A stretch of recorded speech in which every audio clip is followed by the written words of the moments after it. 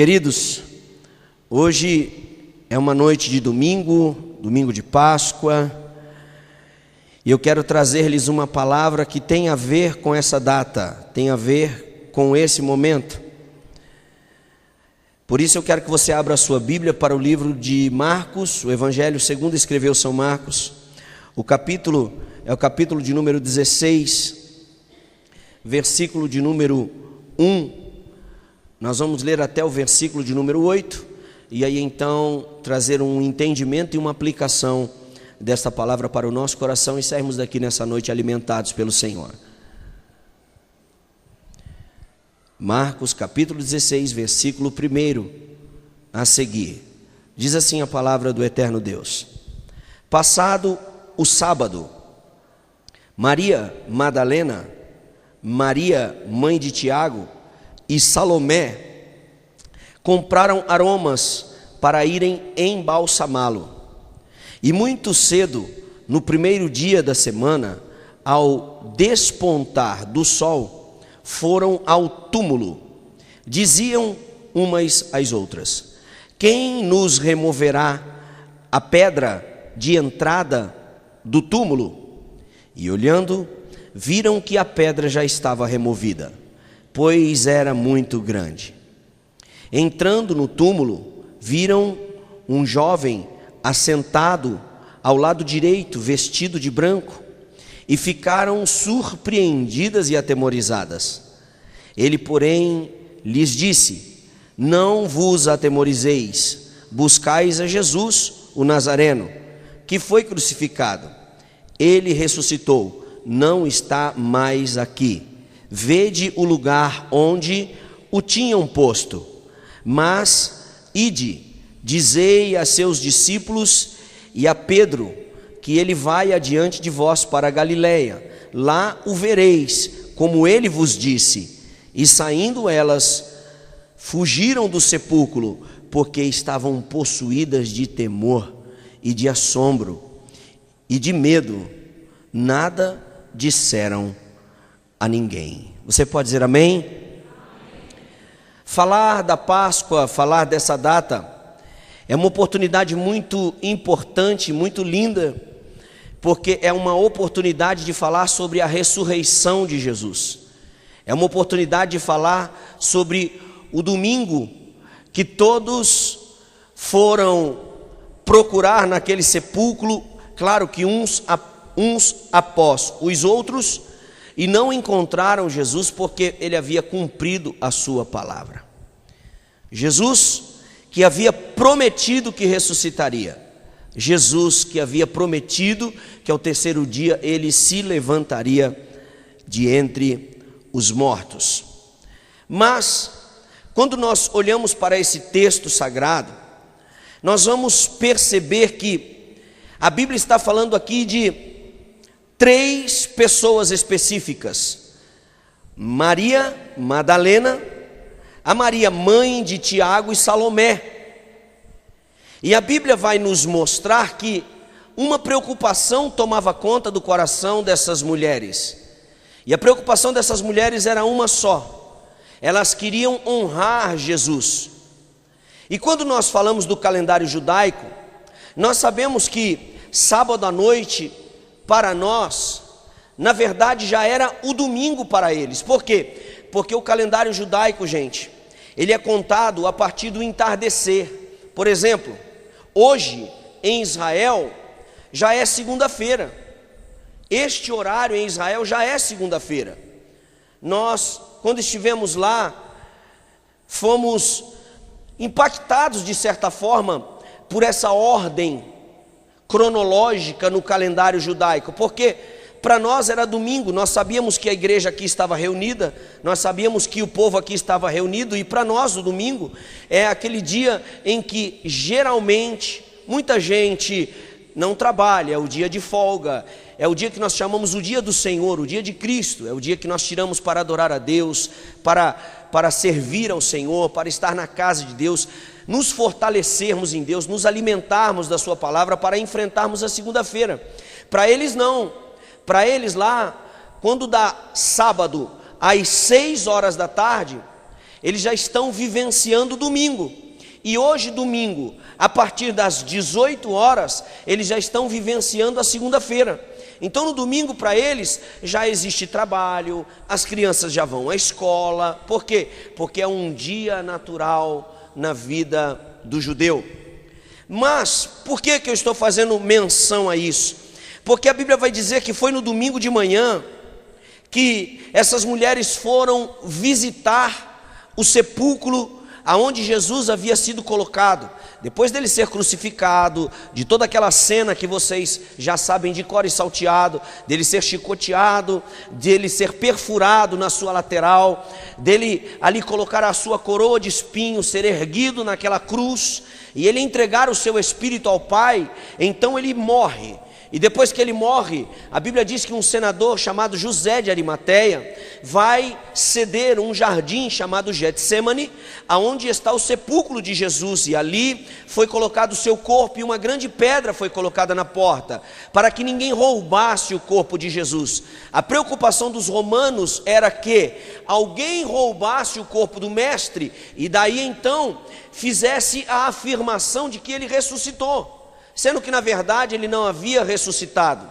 Porém, eles desconheciam a grandeza do poder de Deus, a essência do poder do Pai, de fazer ressurgir o Filho, de mover a pedra, enfim.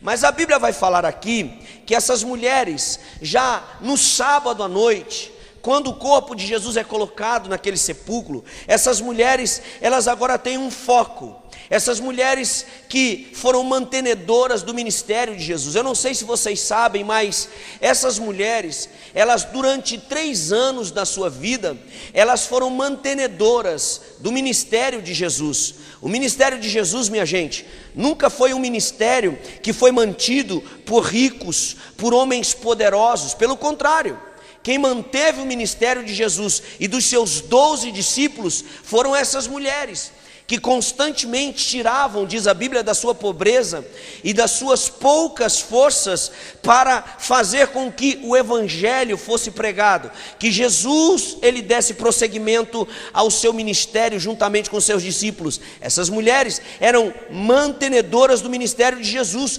por longos 3 anos, sustentaram Jesus e os seus discípulos. E quando agora Jesus está naquele sepulcro, que Jesus foi colocado dentro daquela campa fria, somente essas mulheres estavam ao pé da cruz, antes de Jesus ser colocado.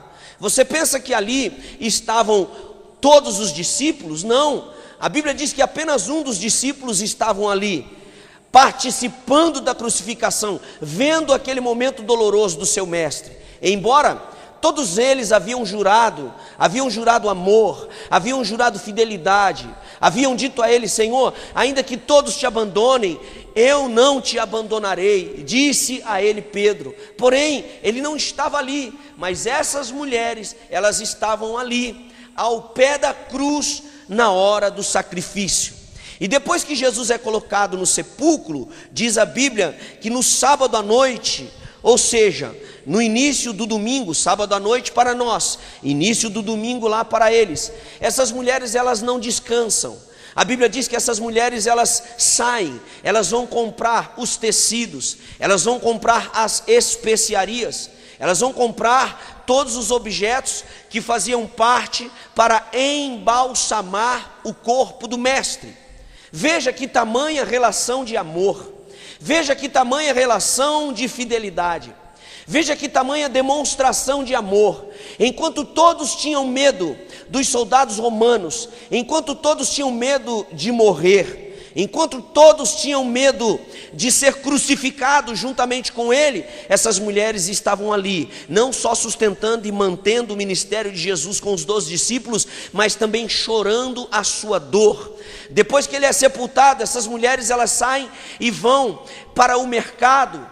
Estamos contemporaneizando, ok? Elas vão para o mercado. Por quê? Porque elas estavam preocupadas em embalsamar o corpo do mestre. Elas estavam preocupadas em cuidar do corpo de Jesus, e elas não sossegariam até que elas fizessem isso. Então elas vão comprar todo o material para cuidar do corpo do mestre. E aqui eu quero deixar uma reflexão para vocês, porque essa reflexão eu penso que ela cabe para esse momento. A pergunta é: por que essa honra? Por que essa preocupação em honrar Jesus, sendo que ele já havia morrido? Sendo que ele já não estava mais no corpo, sendo que ele já havia falecido, ele já havia sido sepultado? Porque essa preocupação em um tempo que Jesus, humanamente falando, não poderia mais perceber e nem ver? Porque essas mulheres estavam preocupadas em fazer isso? Perceba que não existe no coração dessas mulheres uma necessidade de reconhecimento. Perceba que não existe no coração dessas mulheres uma necessidade de elogios. Perceba que não existe no coração dessas mulheres uma necessidade de ser galanteada, de ser louvada, de ser reconhecida. Elas não estavam em busca de uma placa, elas não estavam em busca de uma posição, elas não estavam em busca de um trono, elas não estavam em busca de uma coroa, até porque Cristo já havia partido, ele tinha sido sepultado. Então veja que a ação dessas mulheres, elas estão demonstrando aqui uma ação de amor. Uma ação de amor por aqueles que as amou primeiro. Elas estão demonstrando uma ação de gratidão por aquilo que Jesus Cristo havia feito por elas, pela vida de Jesus na cruz do Calvário, pelo derramamento de sangue, pela dor, pelo sacrifício, pelo esbofeteamento, pelos cortes, pela coroa de espinho, pela lança que havia sido transpassada. Essas mulheres estavam demonstrando gratidão. Que mais que essas mulheres estavam demonstrando? Segundo a Bíblia Sagrada, essas mulheres estavam demonstrando zelo por aquele que é o Filho de Deus. Então, cabe aqui uma reflexão para nós, em pleno século 21, aonde muitas pessoas, seres humanos que estão dentro de igrejas, estão em busca de placas, em busca de reconhecimento, em busca de elogios, em busca de serem galardoados por pessoas, em busca de palavras que possam satisfazer o seu ego e a sua alma. Eu quero dizer para você que Jesus está procurando pessoas que o amem de verdade, pessoas que o reconheçam de verdade, pessoas que sejam gratas a Ele de verdade, pessoas que zelem pelo nome dEle, mesmo quando Ele não está presente de corpo. Porque a maioria de nós, infelizmente, hoje em dia, nas nossas vidas cotidianas, na nossa casa, na nossa família, na sociedade, de uma maneira em geral, no trabalho, nós somos ávidos a elogios. E quando fazemos alguma coisa e não recebemos uma palavra de reconhecimento, de elogio de volta, a probabilidade, a tendência do ser humano é ficar aborrecido, é ficar entristecido. Muitos murmuram, muitos questionam: eu faço muito e não sou reconhecido, eu fiz e nunca recebi um muito obrigado, nunca recebi uma palavra de elogio, quando na verdade, meu irmão, a Bíblia diz que aqueles que são reconhecidos pelos homens não serão reconhecidos por Deus. E aí cabe uma reflexão: você quer ser reconhecido por Deus ou pelos homens? Você quer ser reconhecido pelo Senhor dos céus ou pelos senhores da terra? Você quer ser reconhecido pelo eterno ou você quer ser reconhecido pelas pessoas que são passageiras e mortais como você? Então nós vamos olhar que Maria Madalena, a Maria mãe de Tiago e Salomé, elas não estavam preocupadas com isso. Essas mulheres, elas queriam honrar o Mestre, elas queriam honrar Jesus, elas queriam demonstrar o seu amor, a sua gratidão e o seu zelo. Por isso, enquanto todos estavam trancafiados, alguns preocupados: o que vai ser de nós? Por exemplo, os discípulos estavam preocupados: o que vai ser de nós agora? O Mestre morreu, se mataram Jesus, o que não vão fazer conosco? Outros festejavam a morte do Messias. Por quê? Porque eles acabaram, na ideologia deles, na mente, na ideia deles, eles haviam acabado com um grande expoente político, que era assim que eles viam Jesus. Eles haviam acabado com um grande expoente. Então, eles festejavam a morte de Jesus, mas enquanto muitos estavam perdidos nos seus sentimentos, a Bíblia diz que estas mulheres, elas estavam preocupadas em reconhecer, em amar o Messias. Elas estavam preocupadas em demonstrar a sua gratidão a Ele pelo seu sacrifício, em zelar por aquilo que elas haviam recebido dele. Então, este é o primeiro sentimento que tem que permear as tábuas do nosso coração, o sentimento de amor a Ele. Tudo que somos, tudo que fazemos, tudo que fazemos para o reino dele, é por amor a ele, é por gratidão a ele, é por zelo por aquilo que ele já fez por nós, pelo derramamento de sangue, por ele ter dado a vida dele em lugar da nossa vida. Nós só somos perdoados porque ele perdoou os nossos pecados. Nós só temos direito à vida porque ele morreu por nós. Nós só somos livres da condenação porque ele foi condenado em nosso lugar. Então perceba que tamanha relação de amor com Jesus. E é isso que eu quero despertar no coração da igreja nessa noite. Uma relação de amor com Jesus, uma relação de zelo, uma relação de gratidão, uma relação de reconhecimento por aquilo que Ele é, por aquilo que Ele tem feito, por aquilo que Ele já realizou em favor da nossa vida. Porque chegamos numa data como essa, gente, todo mundo quer encher a barriga de chocolate, todo mundo quer receber um presente, um chocolate. Um é crocante, o outro é branco, o outro é negro, o outro tem, ele tem alguns ingredientes, o outro tem as suas diferenças no seu recheio, dentro dele, mas dificilmente as pessoas param para reconhecer e dizer assim: esse é o dia em que o mundo para reconhecer a morte e a ressurreição do menino que nasceu numa estrebaria, que tinha tudo para não ser ninguém, porque ele era filho de um carpinteiro, filho de uma mulher que não era uma empresária na sociedade, mas ele marcou a sua história, ele arrebentou na sua trajetória. Por quê? Porque ele era o filho de Deus, e mesmo sendo filho de Deus, ele não se absteve de morrer na cruz do Calvário por amor a mim. Então eu preciso desenvolver uma relação de amor, uma relação de gratidão e uma relação de zelo por Ele. A Bíblia vai dizer, gente, em João 25, capítulo 19, versículo 25 ao 27, a Bíblia diz que junto à cruz estava a mãe de Jesus, a irmã dela e Maria, a mulher de Clopas, Maria Madalena. E quando eles viram Jesus vendo sua mãe, e junto a ela o discípulo amado, que é o único discípulo que estava ali, a saber, João, ele olhou para aquele discípulo e disse assim, ele olhou para sua mãe e disse assim: mulher, eis aí o teu filho. E depois ele olhou para o seu discípulo e disse assim: eis aí a tua mãe. E dessa hora em diante diz a Bíblia que o discípulo a tomou e a levou para casa. Esta foi a cena que aconteceu aos pés da cruz. Jesus, mesmo ali crucificado, mesmo ali partido pelas lâminas da ignorância humana, mesmo ali cortado pelo chicote da indiferença dos homens e da mente cauterizada dos romanos, pela ignorância e pelo desprezo da humanidade, Jesus está preocupado com o ser humano. Jesus está preocupado com a sua mãe, ele está preocupado com o seu irmão. O que você quer dizer com isso, pastor?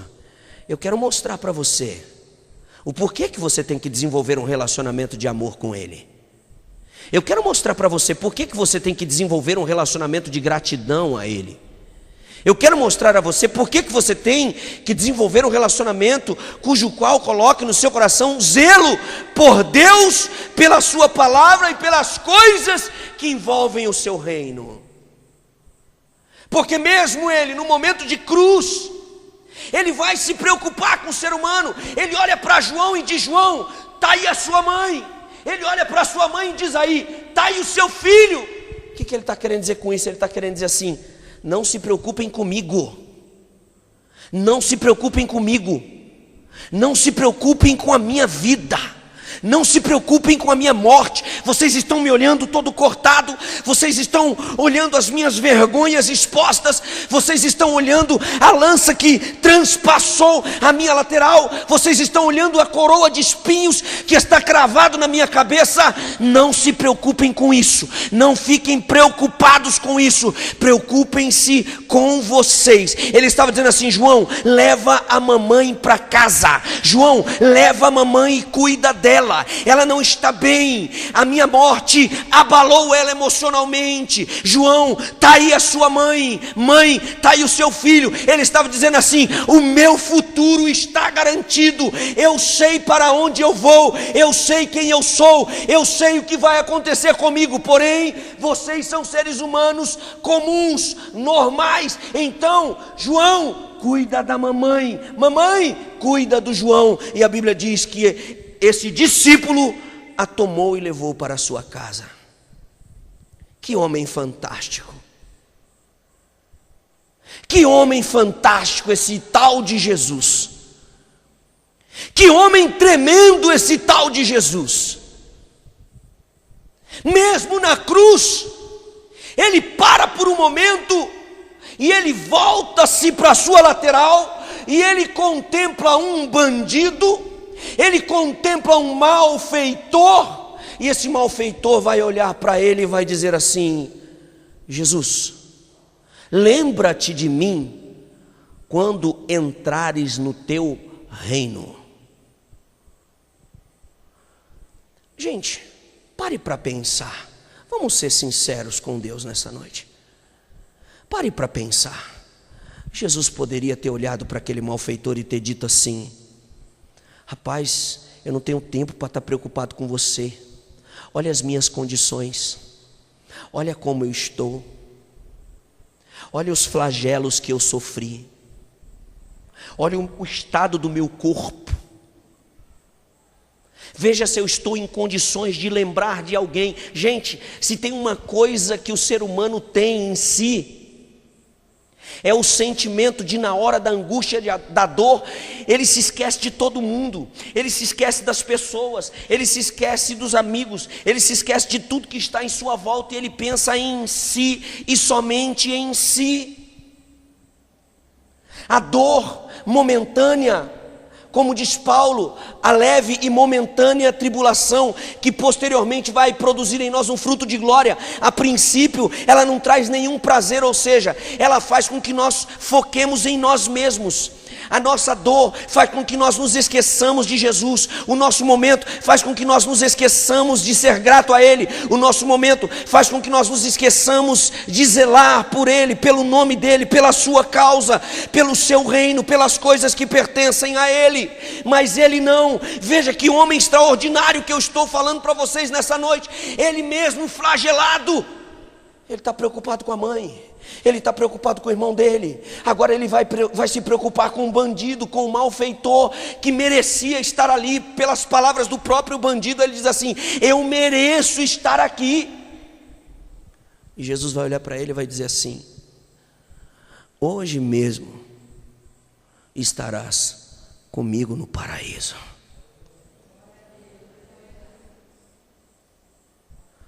Será que nós não precisamos, gente, um pouco dessa essência?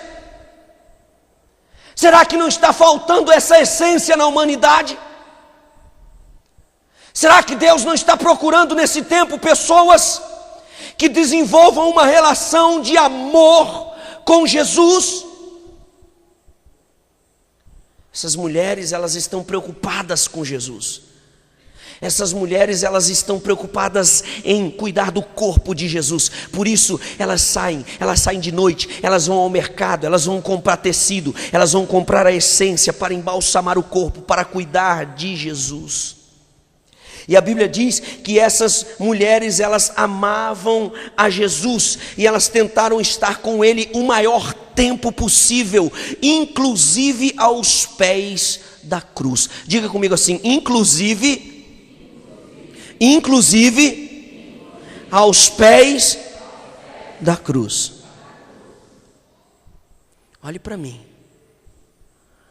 Tem gente que só quer estar com Jesus na hora da riqueza. Tem gente que só quer estar com Jesus na hora da paz. Tem gente que só quer estar com Jesus quando Ele está satisfazendo os seus desejos. Tem gente que só quer andar com Jesus quando Ele está dando presentes a nós, quando Ele está dando casa própria, quando Ele está dando carro zero, quando Ele está abrindo portas, quando os contratos estão chegando, contratos milionários, contratos importantíssimos. Aí então as pessoas fazem questão de estar com Jesus, de falar de Jesus, mas quando Jesus está na cruz, quando Ele está ali crucificado, aí então ele se sente abandonado e ele só consegue enxergar o Pai. É por isso que ele diz assim, quando ele está na cruz, ele se sente abandonado, ele manda João ir embora com a sua mãe, e ele olha para o Pai, para o céu, e ele diz assim: Eloi, Eloi, lama sabachthani, que quer dizer, Deus meu, por que me desamparaste? Porque ele se sentiu abandonado até mesmo pelo próprio Pai.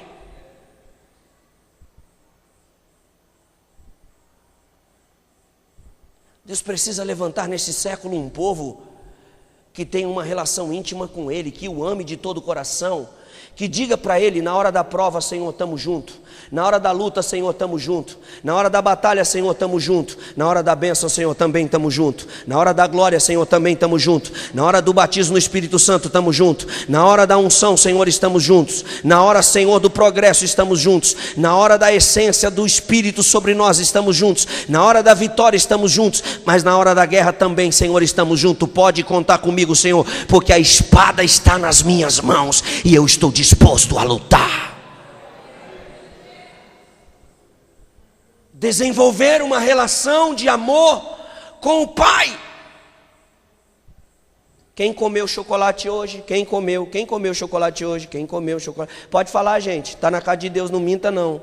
Pode falar, não é pecado comer chocolate não, gente. Por favor, de novo, quem comeu chocolate hoje? Eu comi. Quem não comeu chocolate hoje, mas comeu outro dia? Calma, espera eu perguntar. Vocês pensam que vocês vão escapar? Não vão não. Quem não comeu hoje, mas comeu ontem, comeu outro dia? Quem comeu? Quem não comeu chocolate, mas não comeu, não é porque não gosta. Brincadeira. O que eu quero dizer com isso, gente? Preste atenção. Eu estou querendo levar você a um ponto dessa mensagem. Porque a Bíblia diz que essas mulheres, elas vão fazer uma declaração ao Senhor. No versículo de número 3, elas dizem assim: quem removerá a pedra que está na entrada do sepulcro? Quem removerá a pedra que está na entrada do sepulcro? E às vezes, nós não desenvolvemos com o Senhor uma relação mais íntima, justamente por causa das nossas preocupações. Essas mulheres, apesar de toda a relação de amor que a Bíblia vai dizer que elas desenvolviam, essas pessoas, elas não podiam, essas mulheres, juntamente com os discípulos, elas não podiam crer nas palavras ditas por Jesus em relação à ressurreição. Veja que elas estão preocupadas, quem é que vai remover a pedra? Elas não estão preocupadas em chegar lá no domingo e dizer assim: Ele não vai estar mais lá, Ele prometeu, Ele é fiel na palavra dEle. Ele não vai mais estar lá naquele lugar. Nós vamos lá para cumprir o nosso papel, demonstrar o nosso amor, demonstrar a nossa gratidão, demonstrar o nosso zelo. Por quê? Deixa-me abrir um parênteses aqui. Porque existem situações que Deus nos coloca diante delas somente para que nós possamos demonstrar a Ele o nosso amor, a nossa gratidão e o nosso zelo. Como assim, pastor? Exemplo: Abraão. O Senhor, quando pediu o filho de Abraão, a saber, Isaque, o Senhor, ele sabia muito bem desde o princípio que ele não permitiria que Abraão, ele viesse a imolar o menino, a sacrificar o menino. Por que o Senhor Deus, ele já sabia? Porque Deus, ele não aceita sacrifícios humanos. Quando Deus vai condenar um deus pagão que havia no Antigo Egito chamado Moloque, que era um deus que recebia sacrifícios de crianças, ele já o condena por causa disso. Se Deus ele condena o deus Moloque, como ele receberia o sacrifício de Isaac? Como ele exigiria de Abraão que Abraão matasse o menino em demonstração de amor, gratidão e zelo e fé? Então percebam, senhores, que na verdade o que Deus estava fazendo era simplesmente colocando Abraão numa situação onde Abraão pudesse demonstrar a ele o seu amor, o seu zelo, a sua gratidão e a sua fé. Às vezes Deus vai fazer isso com você, às vezes Deus vai fazer isso contigo. Às vezes a situação adversa, ela vai se manifestar na sua vida, mas é justamente nessa hora que você precisa estar firme em Deus. É justamente nessa hora que você precisa estar disposto a remover a pedra. Por quê? Porque Abraão demonstrou esse amor, ele demonstrou esse zelo, ele demonstrou essa gratidão. Ele sobe até o Moriá, ele levanta o altar, ele coloca a lenha, ele arruma as pedras, ele amarra o menino, ele coloca sobre o altar, ele levanta o cutelo, mas o tempo inteiro, enquanto o menino questiona o pai diz para o menino: Deus proverá para si o cordeiro, Deus proverá para si o cordeiro, Deus proverá para si o cordeiro, Deus proverá para si o cordeiro. O que você quer dizer com isso, pastor? Eu estou dizendo para você nessa noite, pelo poder do nome de Jesus, que maior que seja o desafio, a prova, a luta, por maior que seja o problema, a circunstância que te cerca, eu quero que você saiba nessa noite, em nome de Jesus, que Deus, ele já tem um escape, ele já tem uma saída, ele já tem um livramento, ele já tem algo sobrenatural para fazer na sua vida. Por quê? Porque o nome dele é Jeová Jireh. O que significa isso? Significa o Deus provedor. O Deus que provê. Mas ele vai prover na vida de quem? Ele vai prover na vida de quem desenvolve um relacionamento íntimo com ele. Ele vai prover na vida de quem? Na vida de quem o ama de verdade. Por isso que a Bíblia diz assim: não ameis em palavras. Irmãos, o que mais tem no século 21 é gente que ama a Deus de palavras. Você pode ver, tem gente que nunca levantou a mão para Jesus, nunca recebeu o Senhor na sua vida, nunca permitiu o Senhor recebê-lo como Salvador, nunca deu um passo para Cristo. Mas você abre a rede social, está lá um monte de frase linda que fala sobre Deus, um monte de frase linda que fala sobre Jesus, mas você vai na barra de rolamento, você roda um pouquinho, lá embaixo está um palavrão, lá embaixo está uma ignorância, lá embaixo está uma discriminação, lá embaixo está a essência verdadeira de quem as pessoas são. O século 21 está cheio de pessoas assim, dizendo que amam a Deus, mas amam somente de palavras. E a palavra de Deus diz assim: não ameis ao Senhor de palavras, mas amai-o a Ele em atitudes e de todo o vosso coração.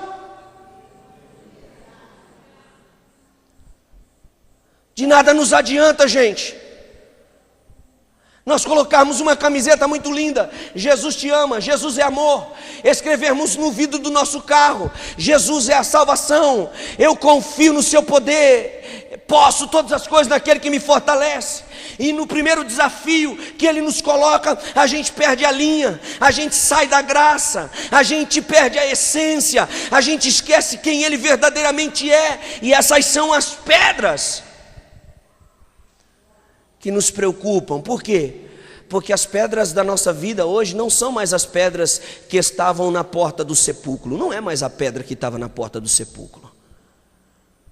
As mulheres estavam preocupadas com essa pedra, mas a minha preocupação é com a pedra invisível que está localizada dentro de nós, no nosso coração.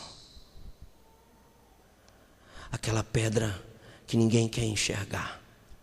Aquela pedra que as pessoas não aceitam que ela existe. Aquela pedra que a maioria das pessoas negam até a morte. Eu não sou assim. Eu não faço isso. Eu sou de Deus. Mas na verdade, dentro de si, no íntimo da sua alma, existe uma pedra. Essas mulheres, elas diziam: quem nos removerá a pedra da entrada do túmulo? E quando a Bíblia diz no versículo 4 que quando elas chegam lá, elas são surpreendidas porque a pedra já havia sido removida e Jesus, ele já havia ressuscitado. E o fato que vai nos chamar a atenção, gente, aqui é em relação à preocupação com a pedra que precisava ser removida. Essa pedra, ela precisa incomodar você, ela precisa incomodar a sua alma, ela precisa incomodar a sua vida, porque é essa pedra que está impedindo você de ter uma relação íntima com Deus, é essa pedra que está impedindo você de desenvolver uma relação de amor com Deus, é essa pedra que muitas vezes tem impedido você de desenvolver uma relação de gratidão a Deus. É a pedra que muitas vezes está oculta e escondida dentro do coração, dentro da alma. É uma pedra invisível, mas real. É a pedra que muitas vezes fala no seu subconsciente: você está assim porque você é bom, você está assim porque você se esforçou muito, só você sabe o quanto você ralou para estar onde você está, só você sabe o quanto você sofreu para ser quem você é, só você sabe tudo que você fez para poder desfrutar daquilo que você desfrutou. E na verdade esse sentimento é uma pedra satânica, diabólica, que quer apagar, que quer roubar, que quer tirar do nosso coração a essência chamada gratidão a Deus, reconhecimento a quem Ele é, que nós só somos o que somos e só podemos o que podemos se Ele for conosco. Jesus, nós não podemos nada se o Senhor não for conosco. Senhor, se a minha família está de pé, é por causa do Senhor. Se eu tenho filhos sarados, é por causa do Senhor. Senhor, se eu tenho uma casa, um marido, se eu tenho um lar, é por causa do Senhor.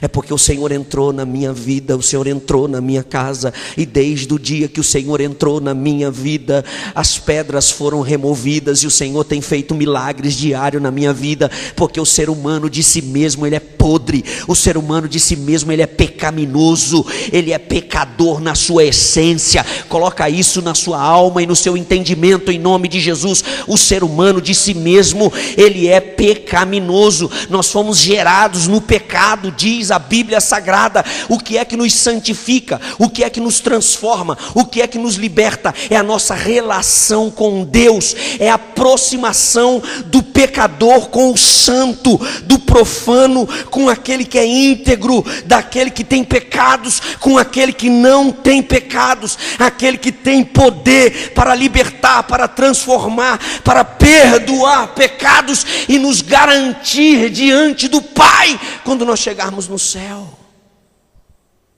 Mas Satanás, o que ele quer fazer, gente? Satanás, ele não quer que nós enxerguemos essas pedras. Ele não quer que nós enxerguemos a pedra do orgulho, a pedra da soberba, a pedra da altivez, a pedra da ignorância, a pedra do eu, a pedra do posso, a pedra do sou. Ele não quer que nós enxerguemos isso. É por isso que você muitas vezes vai se deparar com pessoas que têm dificuldades no relacionamento. Por quê? Porque eles não enxergam as pedras, têm muita facilidade para enxergar tudo que está ao seu redor, mas não olham para dentro de si. Você já... Não sei se eu faço essa pergunta. Deixa para lá essa pergunta. Agora, a pergunta próxima do sermão bíblico que não quer calar é essa: quais as pedras que estavam às portas dos corações dos seguidores de Jesus quando ele ressuscitou? Que pedras eram essas? A primeira pedra que havia no coração dos discípulos e no coração das mulheres, mesmo com toda a relação de amor desenvolvido e de paixão, para você ter uma ideia, mesmo os discípulos, mesmo as mulheres, se elas tinham pedras a serem removidas, imagine você. É por isso que nós precisamos cada dia estar aos pés de Jesus. É por isso que nós precisamos de Jesus na nossa vida. É por isso que quanto mais você andar perto de Jesus, maior é a probabilidade que você aumenta de ter uma vida diferenciada, santificada, perdoada. Por quê? Porque o ser humano longe de Deus, nós poderíamos chamá-lo ele é uma pedreira ambulante. Quais são as pedras?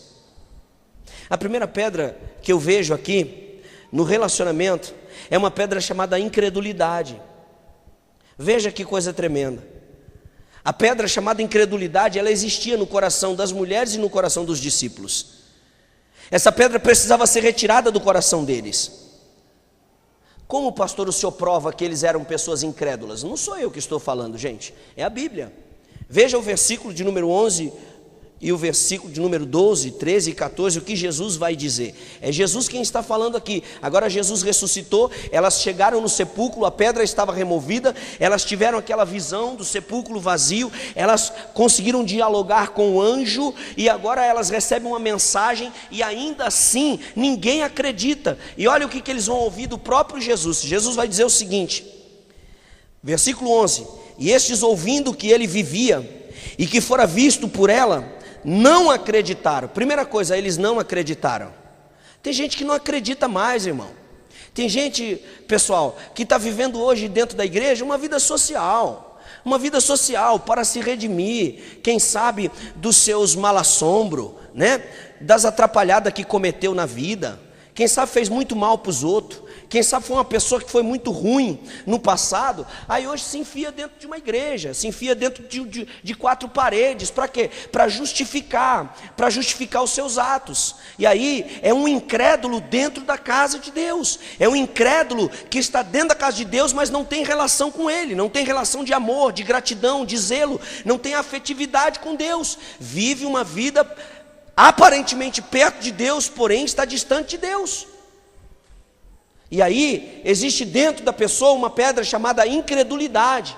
Não acredita no poder de Deus, não acredita na vinda de Jesus, não acredita que Jesus ressuscitou, não acredita que Ele é o mesmo ontem, hoje e eternamente, que Ele é poderoso para libertar, para curar. Então o versículo 11 vai dizer que eles não acreditaram. Versículo 12, depois disso manifestou-se outra vez, em outra forma, a 2 dos discípulos, e eles estavam de caminho para o campo, e indo eles, o anunciaram aos demais, mas também esses 2, eles não deram crédito.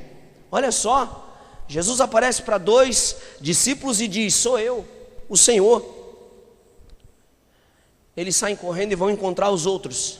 Quando eles chegam lá na salinha do cenáculo, onde os outros discípulos estavam, chorando, triste, abatido, desesperançados, eles chegam e falam assim, pode parar de chorar.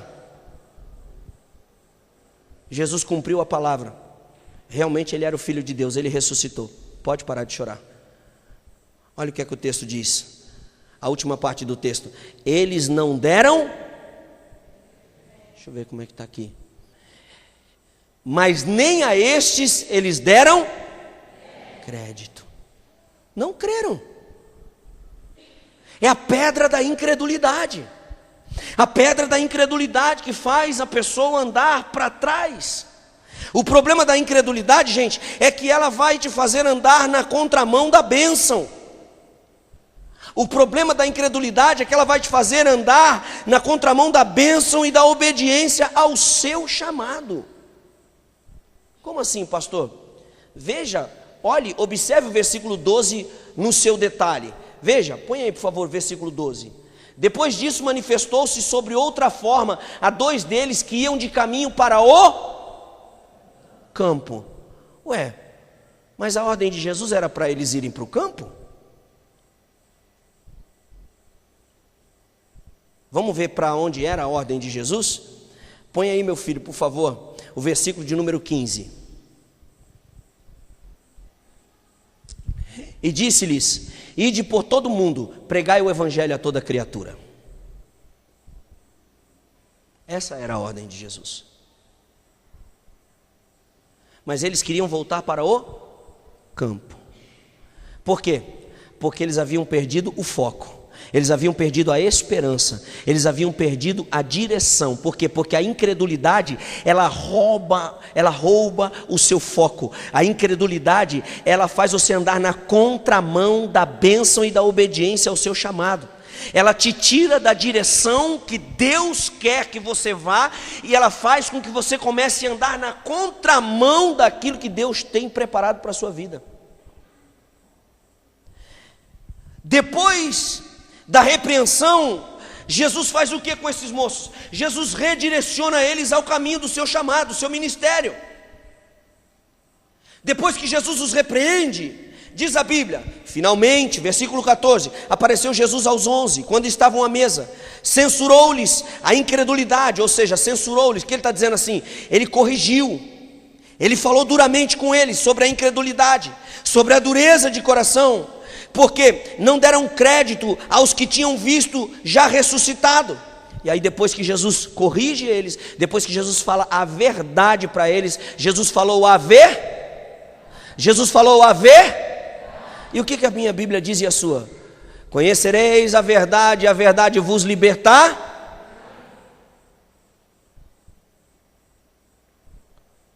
A verdade liberta, querido. A verdade te redireciona, a verdade ela te coloca de novo no prumo, a verdade ela te coloca de novo na direção da bênção, a verdade ela te coloca de novo na direção da conquista, a verdade ela te coloca de novo na direção da unção e da bênção de Deus, dos propósitos de Deus. Depois que Deus corrige os seus discípulos, diz a Bíblia que agora o Senhor vai redirecioná-los. Então o Senhor vai dizer, ide por todo mundo, versículo 15, pregai o evangelho a toda criatura, e ele diz, quem crer e for batizado será salvo, quem porém não crer será condenado. Estes sinais que eu estou falando para vocês, eles seguirão aos que creem. E aí ele vai dizer, quem crê no meu nome vai fazer, aí você vai ver uma relação de coisas. Às vezes a incredulidade, gente, ela é fruto de algo que te parece muito sólido. Às vezes a incredulidade é fruto de algo que te parece muito sólido. Exemplo, a morte de Jesus. Era algo sólido, concreto, sim ou não? Todos viram Jesus crucificado, sim ou não? Isso é algo concreto, sim ou não? Às vezes a incredulidade, ela vai vir de encontro ao seu coração embasada em algo concreto, em algo sólido. Mas quando se trata de reino de Deus, quando se trata de Bíblia Sagrada, quando se trata do reino dos céus, você precisa entender que não existe nada mais real e mais concreto do que a palavra de Deus. Eles poderiam até dizer, Jesus morreu, eu vi. A afirmação contra a ressurreição, ela vinha das mulheres. E imagine você, segundo a Bíblia Sagrada, que valor que tinha a palavra de uma mulher naquele tempo.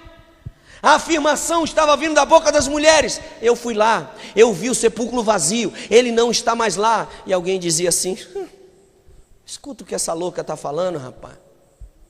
Escuta o que essa mulher está falando, rapaz. A mãe dele, ela está perturbada com a morte do filho.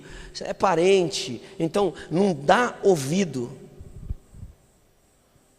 Os discípulos, segundo a Bíblia, que chegam falando que viram, também foram tirados como louco. Os demais olharam para eles e falaram assim, tadinho, a ausência de Jesus está fazendo com que eles tenham alucinações. Até que o versículo 14, ele entra em ação, até que Jesus aparece e diz para eles assim, o problema não é eu estar vivo ou não, o problema é a dureza do coração de vocês, vocês não creem. Gente, coloque uma coisa no seu entendimento, o problema do ser humano hoje em dia, de uma maneira em geral, é porque a dureza do nosso coração faz com que nós desacreditemos até mesmo de Deus.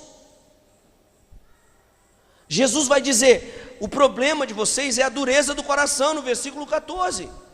O coração de vocês está endurecido, é por isso que vocês não deram crédito. A pedra da incredulidade. A segunda pedra que eles precisariam lutar contra ela, Maria mãe de Tiago, e os discípulos, é a pedra do medo. A pedra do medo. Essa pedra do medo, gente, ela também é uma pedra que atrapalha a nossa caminhada espiritual. Porque os nossos medos, eles fazem com que nós sejamos covardes em relação aos desafios. Deus nos coloca diante de desafios e Ele diz para nós assim: eu sou o seu Deus, eu estou contigo.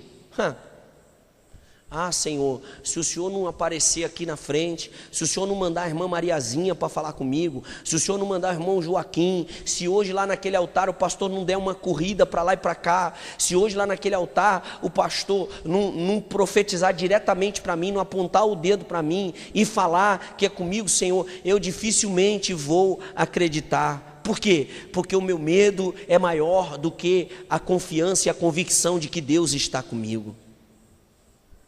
Quantas pessoas tiveram medo na Bíblia Sagrada? E a frase, ela é bem assim: o medo de perder, ele tira a vontade de ganhar. Quantas pessoas que por causa dos seus medos estão estacionadas? Tenho medo de me relacionar e me decepcionar. Eu tenho medo de mudar de emprego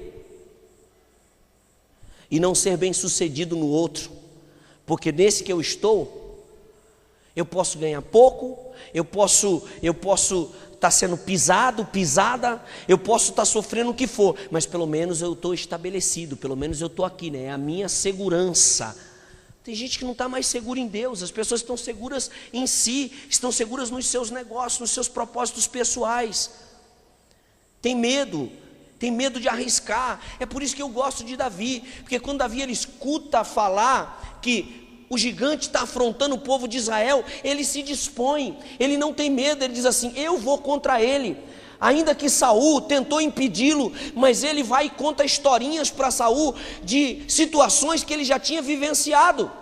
Ele traz à sua memória aquilo que pode lhe dar esperança, ele traz à sua memória aquilo que vai fortalecer a sua fé. Então ele conta para Saul: Saul, eu era mais novo ainda, eu estava sozinho no campo, eu não tinha ninguém, eu não tinha espada, eu não tinha nada, e o leão veio atacar as poucas ovelhas do meu pai, e eu peguei ele com a mão, e depois veio o urso, e eu também peguei o urso com a mão. Saul, eu só preciso de uma oportunidade, me deixa ir contra aquele gigante. O resto da história vocês já sabem. Agora, quem é que quer vencer os seus medos? Quem é que quer sair da sua zona de conforto?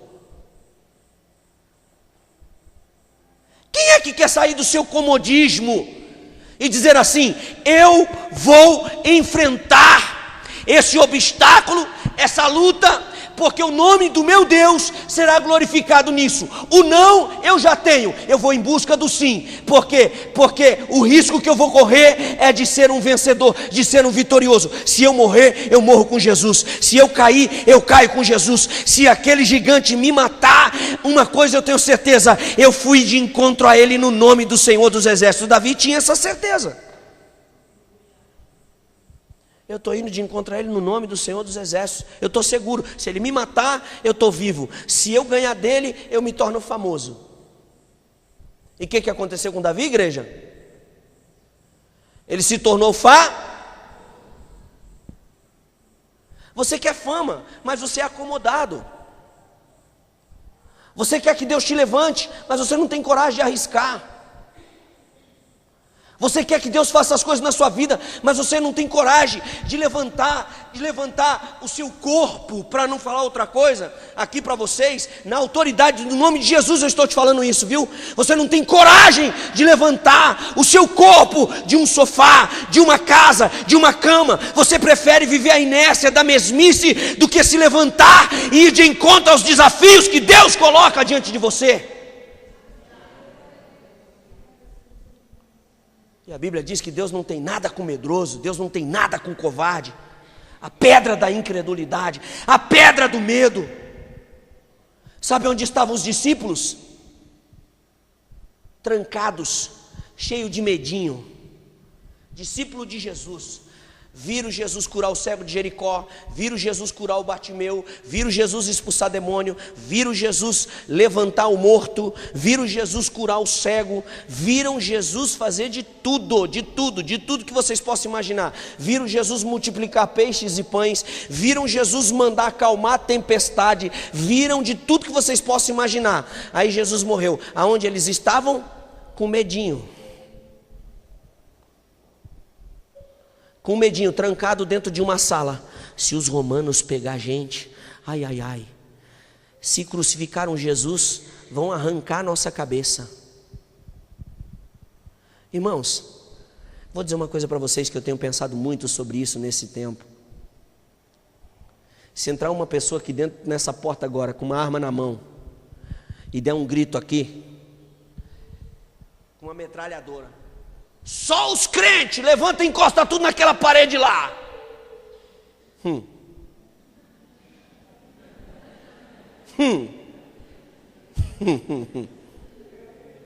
Meu Deus, digo eu também. E aí sabe o que o povo diz? Deus vai me entender, eu precisava salvar minha vida. Para pensar, gente.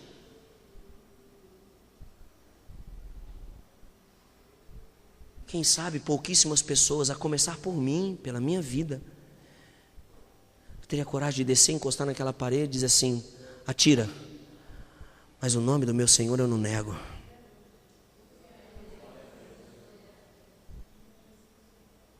Medo, o medo de arriscar, o medo de investir, o medo de colocar as mãos, o medo de dar ouvidos à voz de Deus, o medo de acreditar que Deus é poderoso para realizar aquilo que Ele fala. Os discípulos estavam com medo, amedrontados, presos dentro de uma sala. É por isso que quando Jesus ele entra naquela sala, ele atravessa pela porta, sem ela abrir, eles dão logo um grito: é um fantasma. Aí Jesus fala assim: cambada, adiantou nada, em 3 anos e meio que a gente viveu junto, vocês não aprenderam nada. Não é fantasma não, minha gente. Dá uma olhada aqui na minha mão, sou eu mesmo. Aqui, ó, olha o furo aqui, ó. Dá uma olhada aqui, ó, aonde foi que a lança transpassou. Tá vendo aqui, ó, a marca das coroas, da coroa de espinho na minha testa? Eu sou Jesus.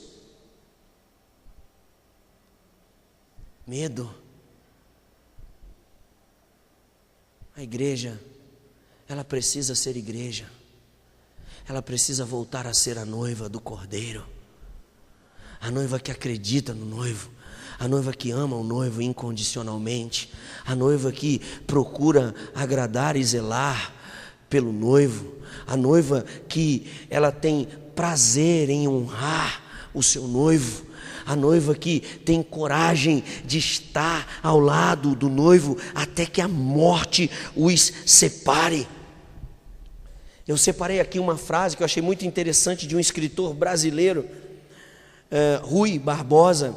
Ele diz assim: infeliz é o povo cuja esperança se perdeu e a sua fé se petrificou.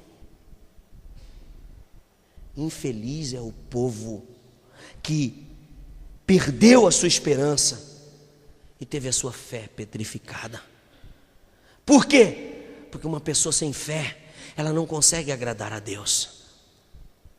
Ela não consegue ter disposição para, enquanto todos dormem, ele levantar, se preocupar em agradar ao Senhor, em fazer alguma coisa que comova, que mexa com o coração de Deus, que chame a atenção de Deus para você, que chame a atenção de Deus para os seus negócios, que chame a atenção de Deus para a sua vida, os desafios que Deus coloca diante de você e você aceita, porque você é uma pessoa de fé, porque você é uma pessoa de coragem, porque você não tem medo, porque você assumiu um relacionamento com Ele, você não tem o Senhor Jesus como um amante, por isso você não precisa escondê-lo.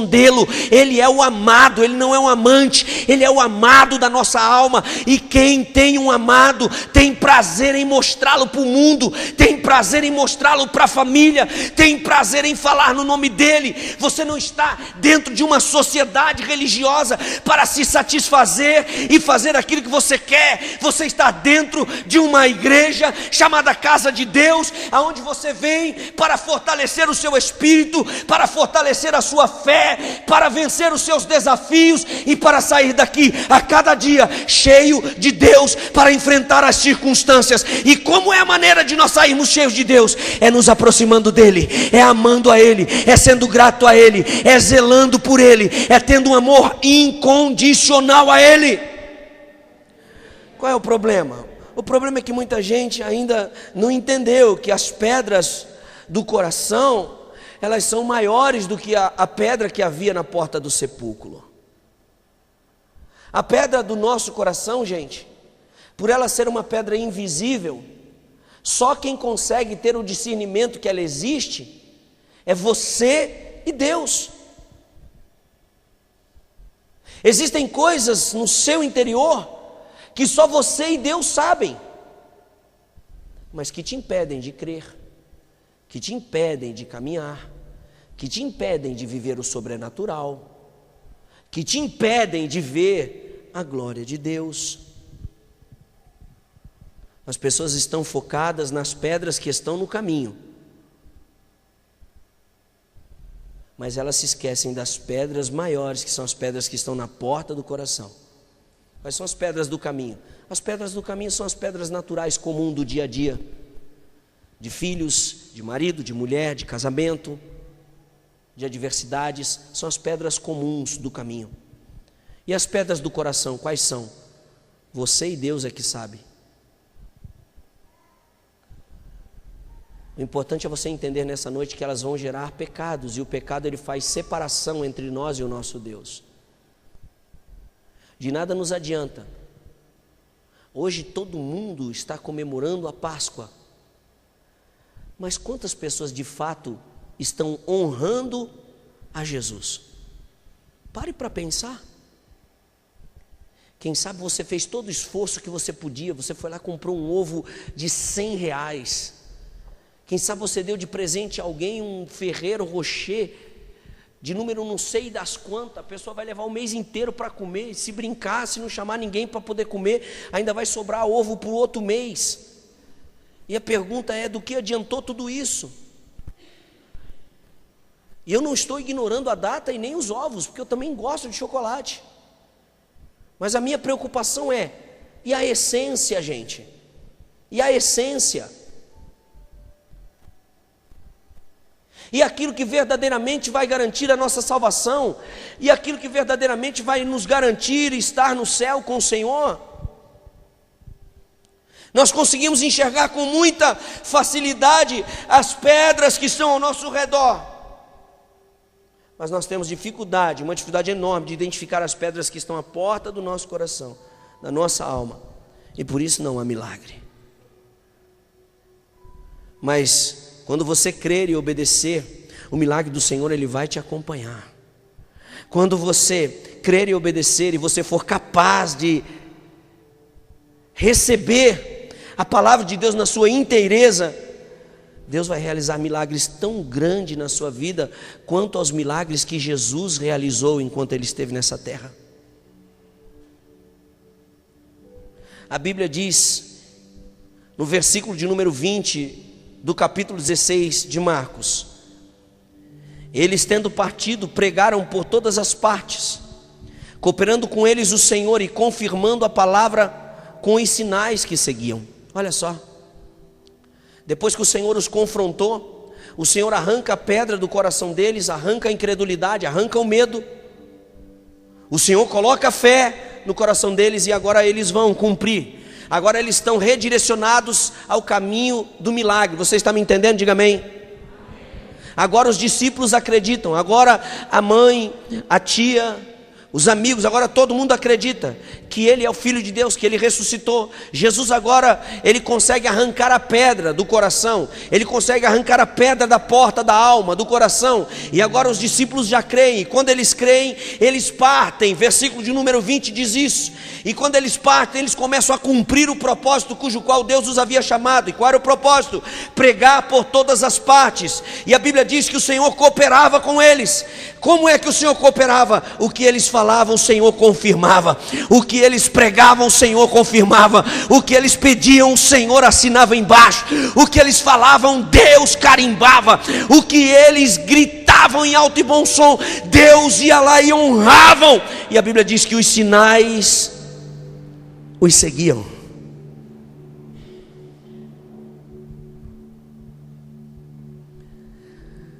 Estes sinais seguirão aos que creem. Não foi isso que Jesus falou aqui atrás? Ide por todo mundo, pregai o evangelho a toda criatura, quem crer for batizado será salvo, quem não crer será condenado, e estes sinais hão de acompanhar aqueles que creem. Aqui foi a exortação de Jesus. Aqui no versículo 20 agora, eles ouviram, arrancaram a pedra do coração e obedeceram. E o que a Bíblia está dizendo? Que aconteceu exatamente como Jesus disse que aconteceriam.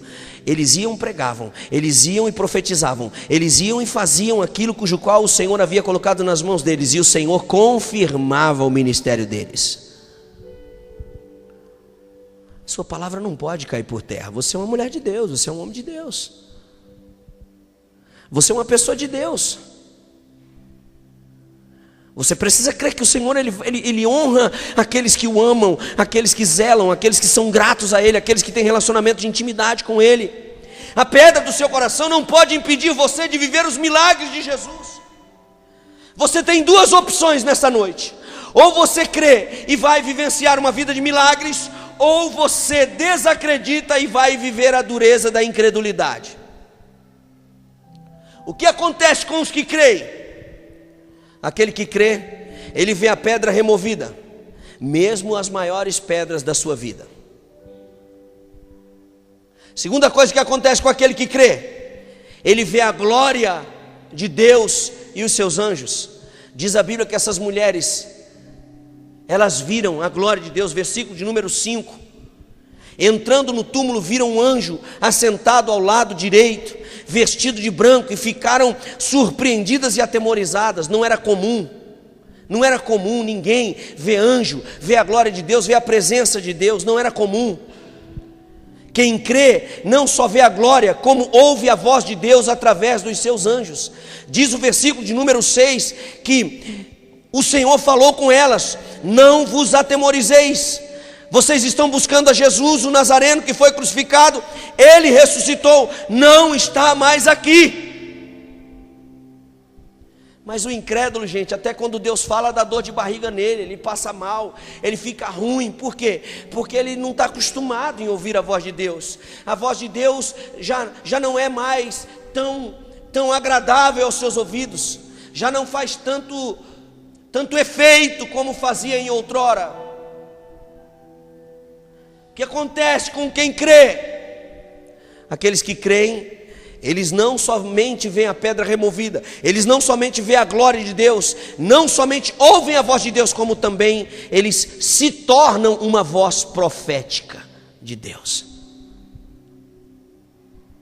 Versículo 7, a Bíblia diz: o Senhor disse para eles: mas ide, dizei aos discípulos e a Pedro, que ele vai adiante de vós para a Galileia, lá o vereis como ele vos disse. Ele está dizendo: você vai se tornar uma voz profética de Deus. Ele disse: ide e falai, ide e pregai, ide e anunciai. Você está sendo transformado de um ser humano comum numa voz profética de Deus. Você está sendo transformado de um ser humano comum num profeta de Deus. Deus, ele tem essa capacidade de pegar pessoas comuns e transformá-las em profetas de Deus, em bocas de Deus nessa terra. Deus tem essa capacidade de pegar pessoas comuns e fazê-las ouvir a voz de Deus. Deus tem essa capacidade de pegar pessoas naturais e fazer com que essas pessoas naturais vejam a sua glória, para que esse impacto ele gere uma transformação no interior do ser humano pecaminoso. Ele tem essa capacidade de remover as pedras da incredulidade, do medo, para que nós sejamos aquilo que Deus quer que nós sejamos. Deus quer arrancar do nosso coração a pedra das perspectivas humanas. Diga comigo: a pedra das perspectivas humanas. Quase enrolou a língua, né? De novo: a pedra das perspectivas. Só essa palavra. 1, 2, 3. Ah, que lindo. Humanas. João capítulo 20, versículo de número 11 ao 17. Olha que texto lindo. Ele se refere ao mesmo detalhe, ao detalhe da ressurreição. Mas aqui ele é narrado por João. E João ele aponta uns detalhes que só ele consegue enxergar da parte de Deus. Ele diz assim: Maria estava chorando fora do sepulcro, junto ao sepulcro. E estando ela chorando, ela abaixou-se para olhar no sepulcro. E quando ela se abaixou, ela viu 2 anjos vestidos de branco, assentados onde havia sido colocado o corpo de Jesus, um à cabeceira e o outro aos pés. E eles disseram: mulher, por que choras? Ela lhe disse: porque levaram o meu Senhor, e não sei aonde o puseram. E tendo dito isso, voltou-se para trás e viu Jesus em pé. Olha que coisa linda, gente. Imagina essa cena, gente. Imagina essa cena. Eu vou tomar liberdade aqui de fazer um teatrinho. A Maria, o sepulcro de Jesus era um buraco na pedra, na rocha. A tampa era uma pedra que rolava para lá e para cá, e era preciso muitos homens para rolar aquela pedra, que naquela noite ela foi rolada pelo milagre divino, pela mão, pelo braço forte do anjo. E quando ela chega naquele sepulcro que havia sido doado por José de Arimateia, ela não consegue enxergar naturalmente. Então diz a Bíblia que a Maria ela faz isso. E quando ela olha, diz a palavra de Deus que ela não viu o corpo do filho dela. Ela viu 2 anjos. Havia um anjo na cabeça e havia um outro anjo nos pés. Ela começa a chorar. E quando ela começa a chorar, o anjo diz para ela: por que choras, mulher?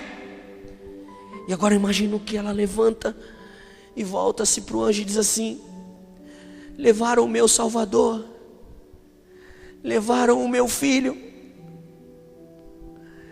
eu não sei onde colocaram ele, desde ontem à noite, porque era domingo de manhã, vocês se lembram disso, amém ou não?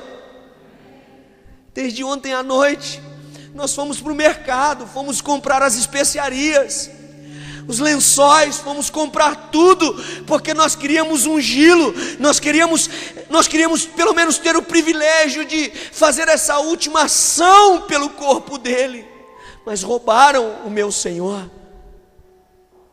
E quando ela está dizendo isso, diz a Bíblia que ela escuta uma voz.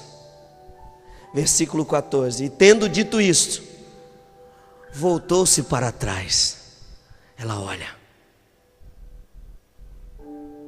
E quando ela olha para trás, diz João que Jesus estava em pé.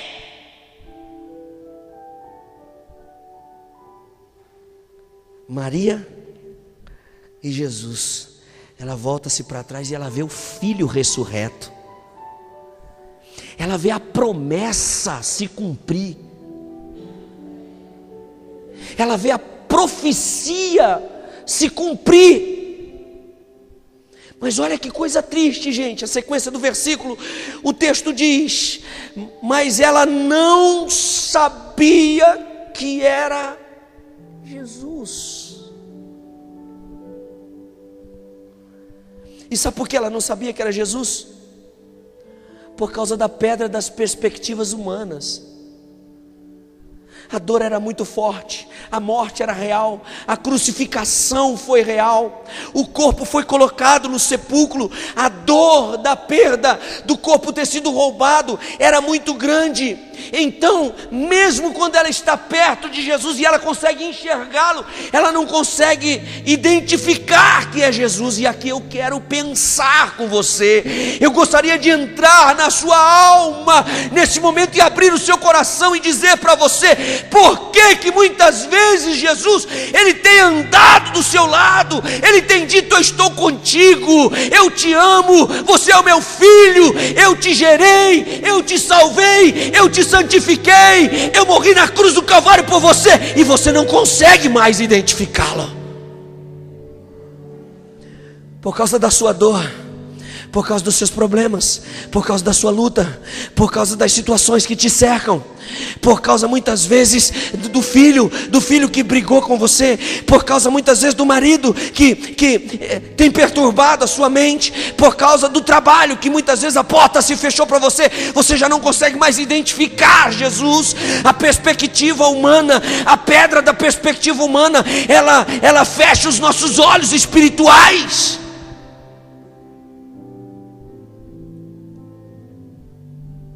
Não é uma rotina, não é um jargão humano, pastoral eu dizer, Jesus está aqui. Mas a perspectiva humana diz assim, aonde? Cadê que só Ele vê? Por que só Ele consegue perceber isso? É porque quem sabe você chegou aqui nessa noite cansado, cansada. Quem sabe você chegou aqui nessa noite e as suas perspectivas humanas, elas têm sido abaladas pela dificuldade da vida, a luta cotidiana, a preocupação com a segunda-feira, e assim consecutivamente, e ela vai roubar de você a visão de Jesus. Mas mesmo quando a visão de Jesus te é roubada, aí então o Senhor Ele fala, porque Deus, o prazer de Deus é fazer com que Jesus Cristo se revele a nós, os seus filhos, o seu povo, e o Senhor Ele tem prazer em se revelar a você. Quando Maria não identifica o próprio filho, diz a Bíblia que Jesus então Ele fala com ela. Veja que lindo, versículo 15 do capítulo 20 de João, a Bíblia diz, disse-lhe Jesus, mulher, por que choras? A quem buscais? E ela para, e ela pensa que é o jardineiro, diz a Bíblia. Ela pensa que era o jardineiro que cuidava do Getsêmani, do jardim. E o Senhor novamente fala com ela, diz o texto. O jardineiro, ela diz para o jardineiro, Senhor, se tu o levaste, dize-me onde o colocou, e eu o levarei. Olha o que o drama, olha o que uma perspectiva humana ela faz com as pessoas. Era Jesus que estava falando com ela, era Jesus que estava ministrando a vida dela, era Jesus que estava se revelando a ela. Como pode uma mãe não reconhecer a voz do filho? Como pode uma mãe não reconhecer o próprio filho? Como pode uma mãe não reconhecer a presença do filho? Sabe por que não reconhece? Porque muitas vezes os seus olhos eles estão presos nas perspectivas humanas. A dor humana, ela faz com que você deixe de notar, deixe de perceber a glória de Deus e a presença de Jesus. Mas aí Jesus faz o quê? Versículo 16. Jesus então, Ele fala com ela. E sabe o que é interessante? Que eu fui estudar essa passagem aqui, e eu descobri que essa palavra aqui, deixa eu ver como é que está aqui. Disse-lhe Jesus, Maria, essa tradução. Eu descobri que essa palavra, disse-lhe Jesus, Maria, quando Jesus percebe, gente, que ela não o reconheceu, aí então Ele fala com ela. Ele estava dizendo assim, poxa, se ela não reconheceu o meu corpo, a minha presença, eu vou agora falar. Quem sabe ela lembre-se da minha voz. Mas o detalhe aqui, gente, é que essa palavra Maria, no original, está escrito assim: Mariinha. E eu descobri que Mariinha era o apelido que ele chamava sua mãe. Por isso que quando ele fala Mariinha, ela para. Ela para e diz o texto: voltando-se, disse-lhe: Raboni, Raboni, é o meu filho, é o meu filho. Só ele me chamava assim, só ele falava comigo nessa intimidade: é o meu filho. Jesus, quando ele percebe que você já não consegue mais identificar a presença dele, ele vai se manifestar de uma maneira forte. Ele vai se manifestar de uma maneira que você vai se lembrar. Ele vai se manifestar de uma maneira que você vai se recordar do seu cuidado, do seu amor, do seu carinho, do favor dele em relação à sua vida. Ele vai fazer com que você o reconheça, que você o identifique. O mestre disse: mamãezinha, Mariinha. E ela diz: meu filho, Raboni, que quer dizer mestre. E disse-lhe Jesus: não me detenha, eu sou ele, eu sou de verdade, eu sou ele sim, mamãe, mas não me detenhas, porque ainda não subi para o meu pai, mas vai para os meus irmãos e diz-lhes que eu subo para o meu pai e vosso pai, meu Deus e vosso Deus. Quando você consegue romper a pedra da perspectiva humana, você consegue ver Jesus, você consegue identificar o mestre, você consegue identificar que ele está vivo, você consegue identificar que ele ainda faz milagre, você consegue identificar que ele ainda te ama, você consegue identificar que ele é poderoso para cuidar da sua vida, você consegue identificar que ele saiu daquela cruz, que ele venceu aqueles sepulcros, que não são os chocolates que vão apagar a grandeza do milagre, que não existe problema maior do que ele, porque ele é aquele que venceu a morte, ele é aquele que venceu a cruz, ele é aquele que fez com que a pedra fosse removida, ele é aquele que se revela aos seus filhos quando ele quer, da maneira que ele quer e a hora que ele quiser, desde que os filhos queiram remover as suas pedras e abraçá-lo de todo o coração. O que significa isso, pastor? Eu encerro aqui dizendo: Deus está interessado em desenvolver um relacionamento com a sua igreja, com o seu povo.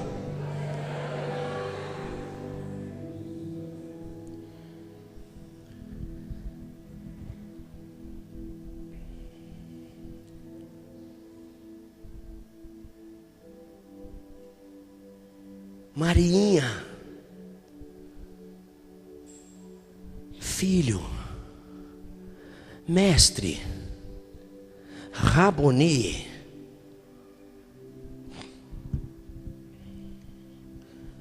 Pare para pensar.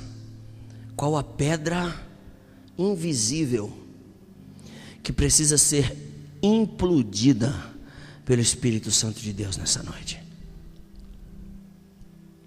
Qual a pedra que precisa ser implodida ou explodida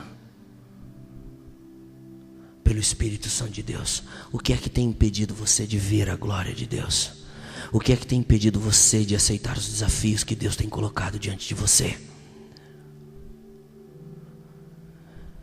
Em nome de Jesus, não aceite ser o crente do século 21. O crente que ama Deus de palavras, mas as nossas obras, elas não demonstram esse real amor por Ele. Quantas vezes você já se pegou nesse ano, na madrugada buscando a face dEle, na madrugada fazendo uma oração de gratidão a Ele? Quantas vezes você já se pegou fazendo um sacrifício em relação a Ele? Todo mundo quer que a sua vida seja mudada. Todo mundo quer que a sua vida seja transformada. Todo mundo quer ver milagre e vivenciar milagre. Mas não se esqueça que o milagre, ele só existe na vida daquele que sabe remover as suas pedras, que tem coragem de mexer nas suas pedras. Pedras que fazem mal à sua alma, pedras que fazem mal à sua vida, pedras que fazem mal ao seu espírito, pedras que têm gerado incredulidade, têm gerado medo, tem gerado perspectivas humanas terríveis na sua vida. Você não consegue mais enxergar a glória de Deus, mas você consegue ver um quadro de caos, você consegue ver um quadro caótico, você não vê mais escape, você não vê mais salvação, você não vê mais milagre, você não consegue mais ver uma perspectiva de vida boa. Mas o Senhor está te falando nessa noite: remove essa pedra de incredulidade, de medo, remove essa pedra de perspectiva humana, e você vai ver a glória de Deus, porque Deus vai aprovar as suas palavras. Aquilo que você falar, Deus vai honrar. Aquilo que você acreditar, Deus vai fazer estabelecer sobre a sua vida, seja na área familiar, espiritual, profissional, sentimental. Curva a sua cabeça.